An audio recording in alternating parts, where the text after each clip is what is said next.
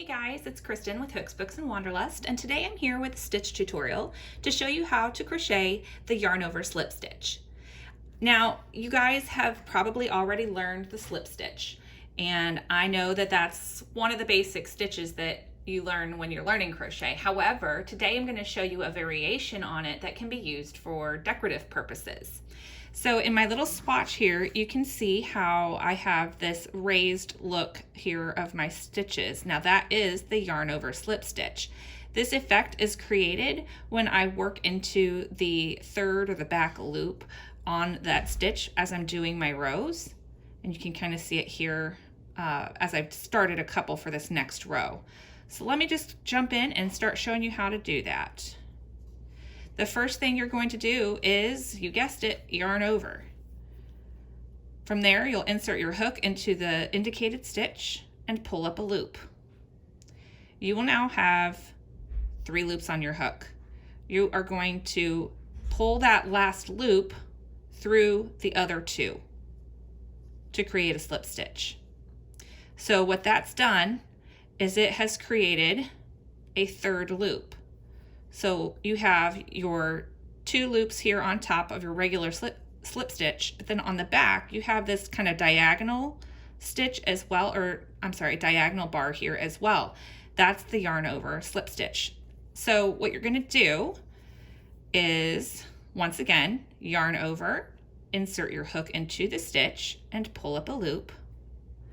You might have to use a finger back behind this middle one to kind of pull that 3rd loop through the other 2, whatever you've got to do, but that's how you're not going to yarn over before you do the pull through, because otherwise that's not a slip stitch. So let's do it again.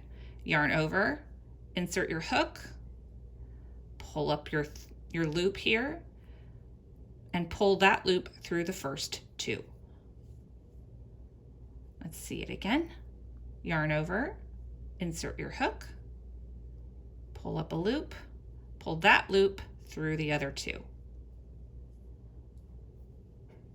Yarn over, insert your hook, pull up a loop and pull that through the other 2. And I'm just going to finish off the row here really quickly because I do want to show you guys how to work into that 3rd loop to get the raised effect that I have here down in this other row. So I'm going to chain 1, rather chain 2. I'm going to do a double crochet, sorry. So I'm going to chain 2 and I am going to yarn over just like I would any double crochet. But the difference is, instead of working under these top 2 bars, inserting my hook here to work my double crochet, I'm actually going to insert it underneath this little diagonal bar here. That's my 3rd loop on my slip stitch. And then I'll yarn over and pull up a loop, yarn over, pull through 2, yarn over, pull through 2, just like a regular double crochet. I'm going to show you again. And as you work these stitches into these 3rd loops, you're going to kind of push the subsequent stitches out. After a couple, it won't be so tricky trying to get in there. But you're just looking, if you ever get confused on which loop you're supposed to be working through, just kind of glance at the top and find your other 2 normal loops. So here's your V from the regular slip stitch, and then this is the coordinating 3rd loop for that stitch. So we'll just work underneath that 3rd loop, yarn over, pull through 2, yarn over, pull through 2. And as you continue across the row, working into that 3rd loop, you will notice, if you flip your work over, that by working into that 3rd loop, you are pushing the other 2 bars of the top of your stitch to the front side of your fabric. That's something else I do want to kind of mention to you guys, is that you will definitely have a right versus a wrong side of your fabric. So when you are working the yarn over slip stitch, you will have the slip stitches themselves will be worked on the right side of your fabric. And then the stitches that come after those, the row of yarn over slip stitches, are going to be worked on the wrong side. So I've got the wrong side facing me right now as I work into my 3rd loop. So This is the wrong side because I've got my third loop, and I'm going to continue making my double crochets. Oh, I can't kind of tell on this one, it's a little tricky, so I'm going to just kind of pop up a look here to see. Here's my two regular, the two bars that I would normally work into. So here's my third loop that coordinates with it. Yarn over, pull through two, yarn over, pull through two. And you'll notice as you finish working your row or your round or however you're doing it here, whoops, I didn't leave myself enough yarn, that here's your wrong side. So you're working your double crochet stitches or whatever your pattern is telling you to work, and then you've got your yarn over slip stitches are on the right side of your fabric.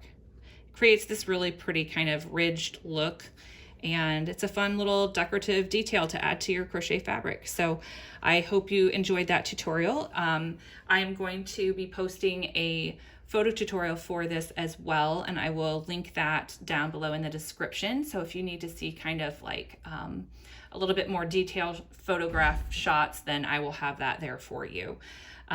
This is going to be a stitch that's going to be featured in an upcoming design. So keep your eyes peeled for that. And as always, if you want to see any patterns on my blog that have this stitch featured, all you have to do, I will link my blog in the description, and then just in the search field on the blog, type in yarn over slip stitch, and you will be presented with a whole list of designs and tutorials and everything that features that stitch in it. So that is all I have for you today, and I hope that you enjoyed this tutorial and you found it helpful. If you did, please give it a like. I appreciate it.